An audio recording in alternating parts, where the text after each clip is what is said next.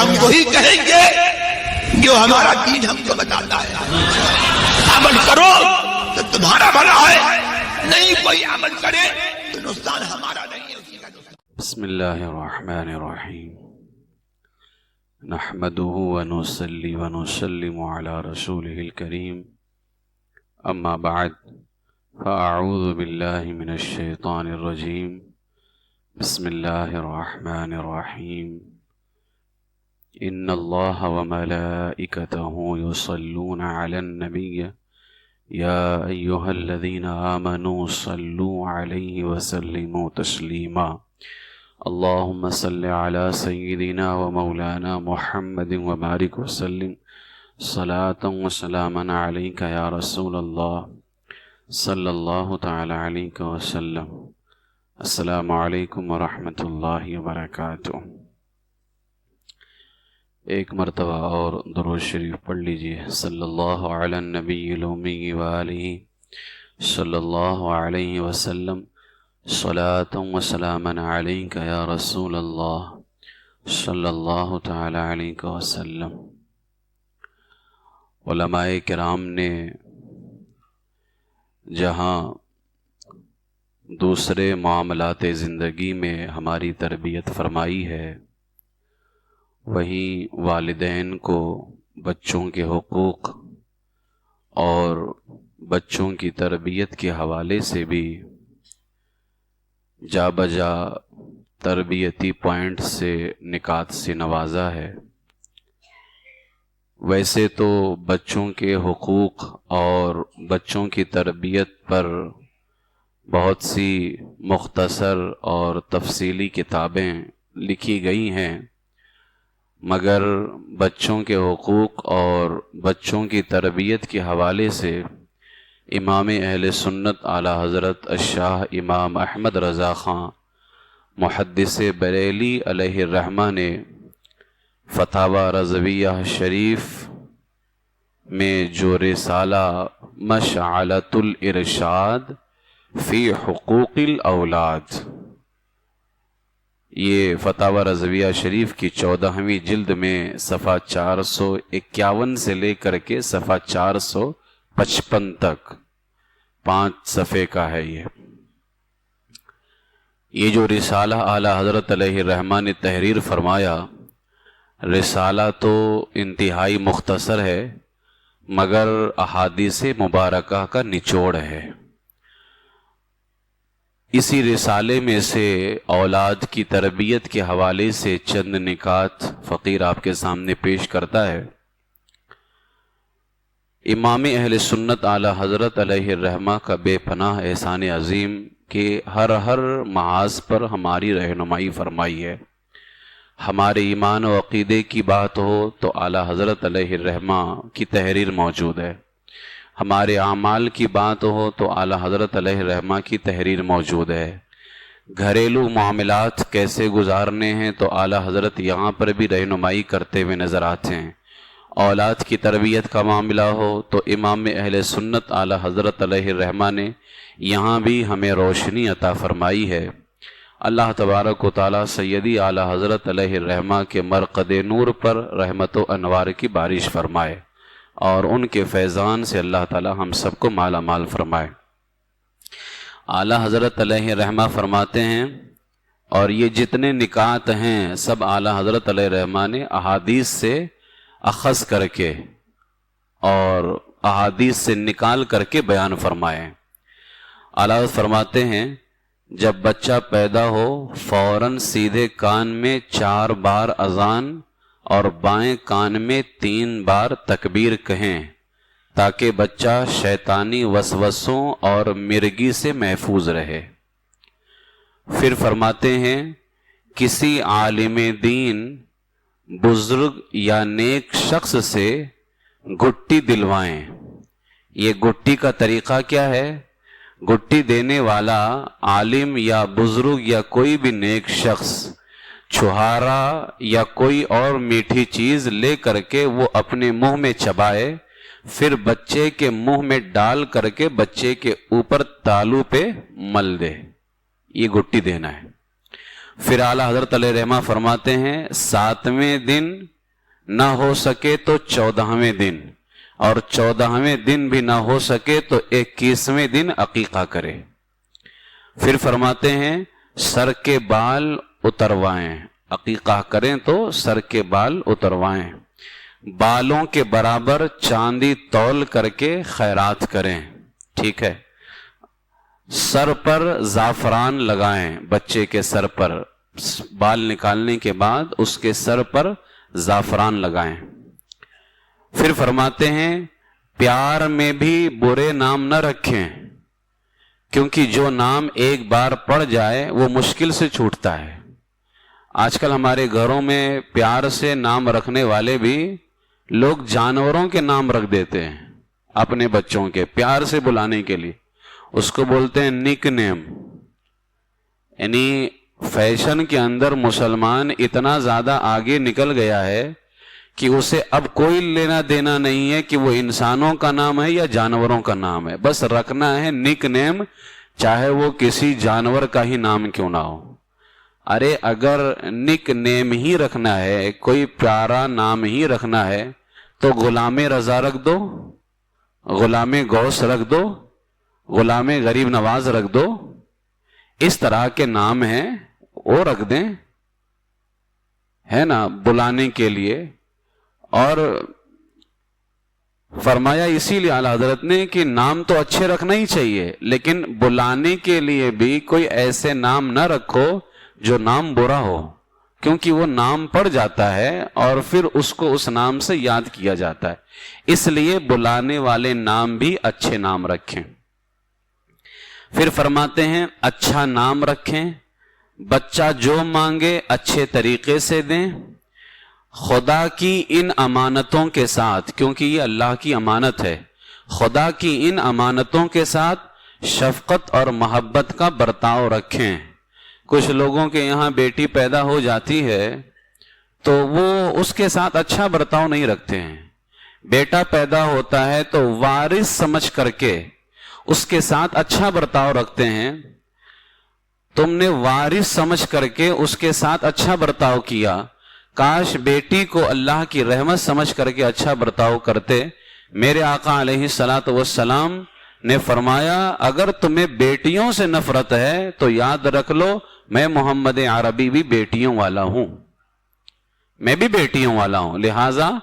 اور فرمایا گیا، بزرگان دین فرماتے ہیں اگر کسی عورت سے پہلی ولادت بچی کی ہو، لڑکی کی ہو، تو بزرگان دین فرماتے ہیں اس عورت کے برکتی ہونے کی دلیل ہے کہ وہ عورت بہت برکت والی ہے۔ جس عورت سے تمہیں پہلی اولاد جو ملے وہ بیٹی کی شکل میں ملے۔ اس لیے اللہ سے تو پہلے یہ دعا کریں کہ مولا جو تو دے اسی میں ہمارے لیے خیر ہے، عافیت ہے، اور جو بھی تو ہمیں عطا کرے بس اس کو ہمارے مسلک کا وفادار بنا، مسلک اعلیٰ حضرت کا وفادار چاہیے، چاہے وہ بیٹے کی شکل میں ہو یا بیٹی کی شکل میں ہو، اس لیے کہ اگر وہ عاشق رسول نہیں ہے تو شیطان سے بدتر ہے، چاہے پھر وہ بیٹا ہو یا بیٹی ہو۔ لیکن اگر حضور کا عاشق ہے اور مسلک اعلیٰ حضرت حضور کا عشق ہے، حضور کا پیار ہے، حضور کی محبت ہے، اس لیے دعا یہ کرو کہ اللہ تعالیٰ جو بھی دے بس مسلک کا وفادار ہو۔ تو اعلیٰ حضرت فرماتے ہیں خدا کی ان امانتوں کے ساتھ شفقت و محبت کا برتاؤ رکھیں۔ پھر فرماتے ہیں بچوں کو بہلانے کے لیے بھی جھوٹا وعدہ نہ کرو، کیونکہ بچوں سے وہی وعدہ کرنا جائز ہے جس وعدے کو پورا کرنے کا ارادہ ہو۔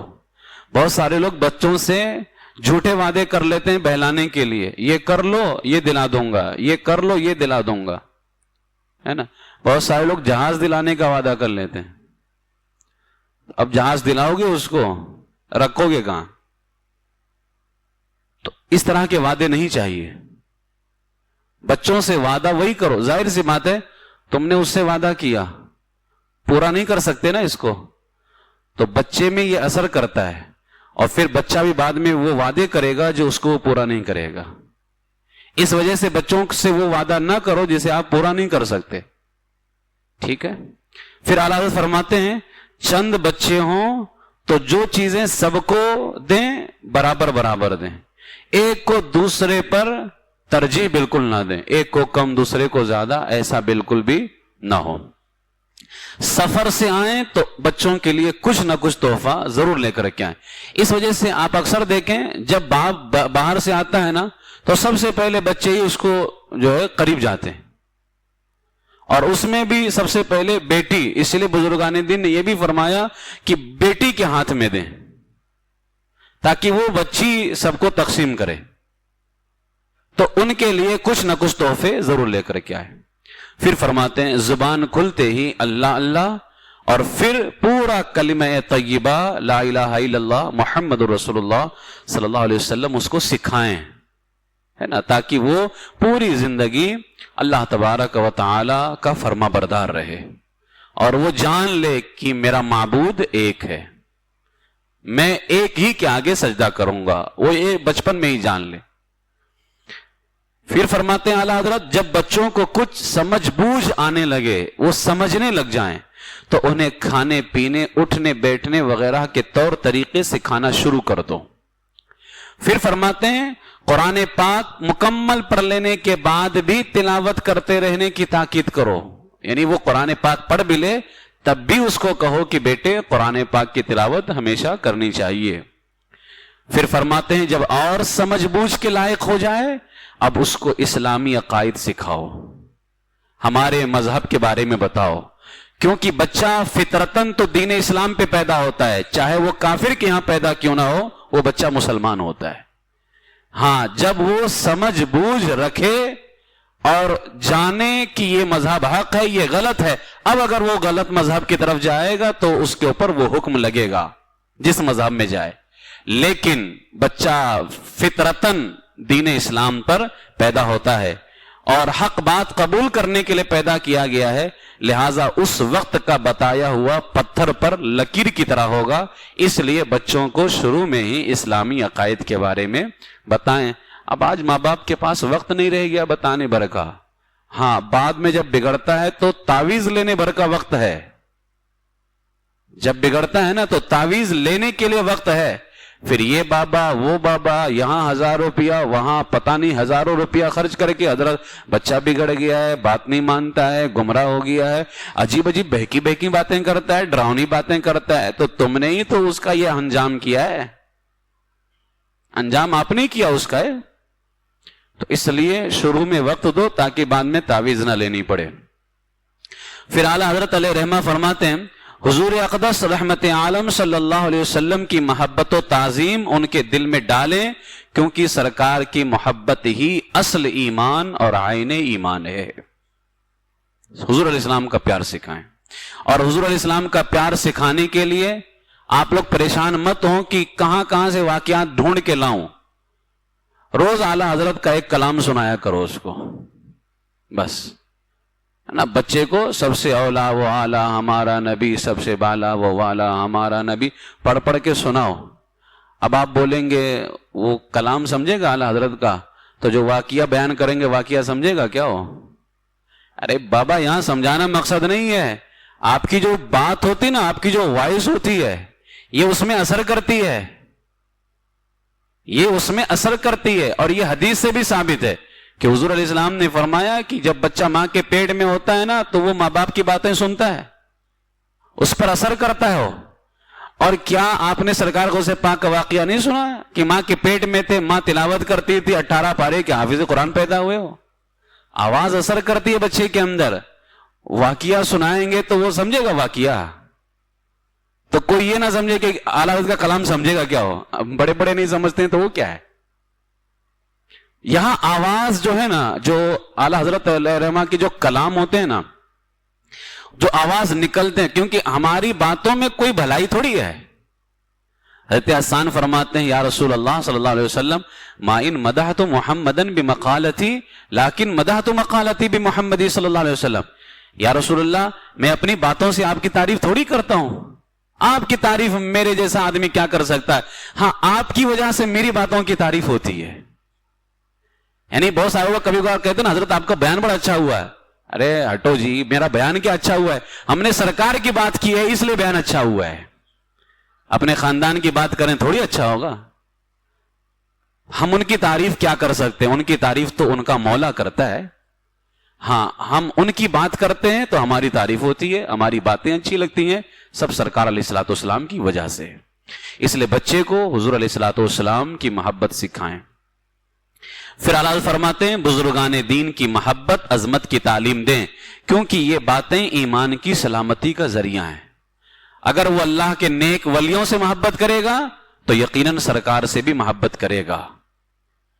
پھر فرماتے ہیں 7 سال کی عمر سے نماز کی زبانی تاکید شروع کر دیں. نماز پڑھو نماز پڑھو, یہ زبانی تاکید. پڑھانے سکھانے میں نرمی رکھیں, مناسب موقع پر سمجھائیں مگر بد دعا نہ دیں, کیونکہ اس سے اور زیادہ بگاڑ کا اندیشہ ہے. بہت سارے ماں باپ بچوں کو بد دعا دے دیتے ہیں. ماں باپ کو چاہیے کہ بچوں کو بد دعا بالکل نہ دیں, اس لیے کہ کچھ اوقات ایسے ہیں, ٹائمز, جو دعاؤں کی قبولیت کا وقت ہے. علماء فرماتے ہیں بچوں کو بد دعا نہ دو, پتہ نہیں وہ قبول ہونے کا وقت ہو, اور اللہ نہ کرے وہ قبول ہو جائے تو کیا ہوگا؟ بچے کی زندگی تباہ ہو جائے گی. اس لیے ماں باپ کو چاہیے, اور پھر ماں باپ کی دعا بچوں کے حق میں انبیاء کرام کی دعاؤں کا درجہ رکھتی ہے. اس لیے انہیں چاہیے کہ دعا ہی کرتے رہیں. بچہ کیسا بھی ہو دعا ہی کرتے رہیں. پتہ نہیں کون سا ایسا وقت ہو جو دعا کی قبولیت کا وقت ہو, اللہ قبول کر لے اور بچے کو ہدایت عطا فرما دے. اس لیے ماں باپ کو چاہیے کہ بچوں کے لیے دعا ہی کرتے رہیں. آپ دیکھتے بھی ہوں گے کچھ ماں باپ ایسے ہیں کہ بچے انہیں خوب ستا رہے ہوتے ہیں, لیکن پھر بھی ماں باپ دعائی دے رہے ہوتے ہیں. پڑھائی کے زمانے میں اعلیٰ حضرت علیہ السلام فرماتے ہیں پڑھائی کے زمانے میں ایک وقت کھیلنے کا بھی دیں, تاکہ اس کی طبیعت کے اندر فریشگی جو ہوتی ہے کہ طبیعت میں وہ اپنے فریش پن محسوس کرے. ایسا نہ ہو کہ بس اس کو ایک بند کر دیا مرغی کے ڈربے کی طرح کہ بس. اب آج کل تو ایسے ہی ہو رہا ہے. آج ہمارے بچے ان کا ذہن کھلتا کیوں نہیں ہے؟ اس کی وجہ یہی ہے, صبح اٹھے اور جو کچھ تیار کیا فوراً اسکول سے آیا, کھایا پیا, تھوڑا سویا تو سویا, ورنہ ٹیوشن سے آیا, ہوم ورک کرتے بیٹھ, ہوم ورک کرتے کرتے کاپی پہ ہی سر رکھ کے سو جاتا ہے. پھر اس کو اٹھا کر کے تکیا پہ لٹاتے ہیں. پھر صبح اٹھا تو اس کے کھیلنے کا وقت کہاں گیا؟ اس کا ایک وقت کھیلنے کا ضرور رکھیں, کیونکہ اس سے طبیعت کے اندر جو ہے نشاط پیدا ہوتی ہے, طبیعت کے اندر اچھا پن محسوس ہوتا ہے کھیلنے سے. اس لیے اس کو ایک کھیلنے کا وقت دیں. کوئی ایسے کھیل کی عادت نہ لگائیں جو بری ہو, اچھے کھیل کی عادت لگائیں. بری صحبت میں ہرگز نہ بیٹھنے دے, کیونکہ بری صحبت زہریلے سانپ سے بھی زیادہ خطرناک ہے. بری صحبت میں نہ بیٹھنے دیں. یہ دیکھتے رہا کریں کہ بچہ کہاں بیٹھ رہا ہے, کس سے بات کر رہا ہے, کس سے بول رہا ہے, اور کیا بات کر رہا ہے. ان ساری چیزوں پہ نظر رکھیں. پھر فرماتے ہیں کوئی کام اگر ایسا کہنا ہو, کبھی کبھار آپ دیکھیں آپ بچوں کو کچھ کہتے ہیں تو بچے مان جاتے ہیں. کبھی کبھار ایسا ہوتا ہے کہ ان کو کہو نا تو وہ سامنے سے بدزبانی کرتے ہیں. ایسے موقع پہ ہمیں کیا کرنا چاہیے؟ اعلیٰ حضرت علیہ الرحمہ فرماتے ہیں کوئی ایسا کام کہنا ہو جس میں تم کو لگ رہا ہے کہ نہیں مانے گا تو مسئلہ ہی نہیں ہے. آپ کو ایسا لگ رہا ہے کہ میں یہ کام کہوں گا تو یہ نہیں مانے گا, تو اعلیٰ حضرت فرماتے ہیں اب کہنا بھی ہے اور وہ مانے گا بھی نہیں, تو کرنا کیا ہے؟ کہتے ہیں انداز بدل دو. آرڈر کے طور پہ مت کہو کہ یہ کر, نرمی کے انداز میں کہو اس کو, وہ کام اس کو پیار سے کہو, مشورہ دینے کے انداز میں. بیٹا میں یہ چاہتا ہوں کہ اگر آپ یہ کریں تو میرے خیال سے آپ کے لیے بہت بہتر ہوگا. انداز بدل گیا نا. اب یہ اس کو اپنے لیے فائدہ سمجھے گا, لیکن آپ یہ بول دیں یہ کام کر, وہ آپ کی نافرمانی کرے گا. تو اعلیٰ تعالیٰ نے فرمایا اگر آپ کو ایسا لگ رہا ہے کہ میں اس کام کا حکم دوں گا اور وہ منع کرے گا, نہیں مانے گا, تو انداز بدلنا ہے. انداز کون سا؟ حکم دینے کے انداز میں نہیں کہنا ہے, مشورہ دینے کے انداز میں. جیسے ہم کبھی کبھار مشورہ کرتے ہیں کہ یہ کام کرنا کیسا رہے گا, اچھا رہے گا, ظاہر سی بات ہے وہ اتنا تو ضرور بولے گا کہ ہاں یہ کام اچھا ہے، اتنا تو ضرور بولے گا کہ یہ کام اچھا ہے. تو اب اس کو مشورہ دیں کہ بیٹا اگر آپ ایسا کریں تو میرے خیال سے بہت اچھا ہوگا. تو اس انداز کے اندر اس کو مشورہ دیں تاکہ کیا ہوگا، آپ کی بات بھی مان لے اور نافرمانی کا جو گناہ ہے اس گناہ سے محفوظ ہو سکے. ورنہ آپ نے آرڈر اختیار کیا اور بچہ نافرمانی کرے گا تو ماں باپ کی نافرمانی کا وہ گنہگار ہوگا، اور یہ گنہگار وہ آپ کی وجہ سے ہو رہا ہے کہ شریعت یہاں آپ کو کہتی ہے کہ آپ آرڈر کے انداز میں نہ کہیں، مشورے کے انداز میں کہیں، لیکن افسوس آپ نے پڑھا ہی نہیں. آج ہمارے ماں باپ کا ایک مسئلہ یہ ہے کہ وہ یہ سمجھ بیٹھے ہیں سارا حق بچوں کے اوپر ہی ہے کہ بچے ماں باپ کا حق جانیں، بچے ماں باپ کا حق پڑھیں. ماں باپ کو بھی چاہیے کہ ہمارے اوپر بھی بچوں کا حق رکھا گیا ہے.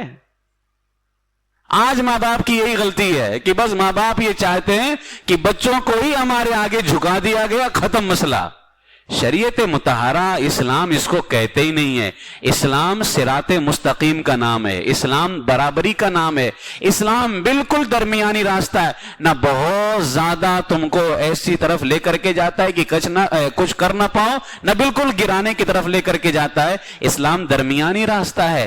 اگر اس نے بچوں کو تمہارے آگے جھکایا ہے اسلام نے کہ بچہ اپنے ماں باپ کی فرما برداری میں رہیں، تو اسلام آپ کو بھی حکم دیتا ہے کہ آپ بچوں کے حقوق پورے کیجئے.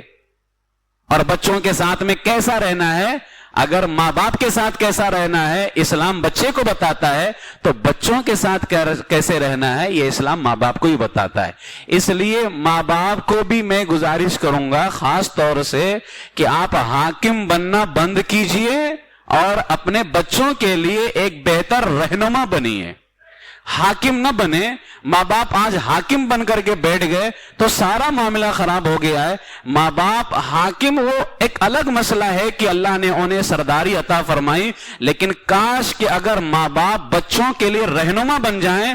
تو اسی لیے میرے آقا علیہ السلام نے فرمایا کہ بچے کے لیے سب سے پہلی تعلیم گاہ، سب سے پہلا مدرسہ اس کی ماں کی گود ہے. سرکار علیہ الصلوۃ والسلام نے اسی لیے فرمایا نا، ماں کی گود سے لے کر کے قبر تک علم حاصل کرو. اب آپ اندازہ لگائیں بچے کے لیے سب سے پہلی یونیورسٹی ماں کی گود ہے. تو چاہیے کہ ماں باپ اپنے بچوں کے لیے رہنما بنے. رہنما، اور رہنما بننے کے لیے پڑھنا پڑے گا، جاننا پڑے گا کہ ہمیں کیسے کیسے ان کی تربیت کرنی ہے. اس لیے ماں باپ سے یہ فقیر گزارش کرتا ہے تھوڑا سا وقت نکالیے اور پڑھیے کہ بچوں کے ساتھ میں کیسے رہنا ہے. اگر آپ اپنا حق ادا کریں گے، ٹھیک ہے، تو پیچھے والے بھی حق ادا کریں گے.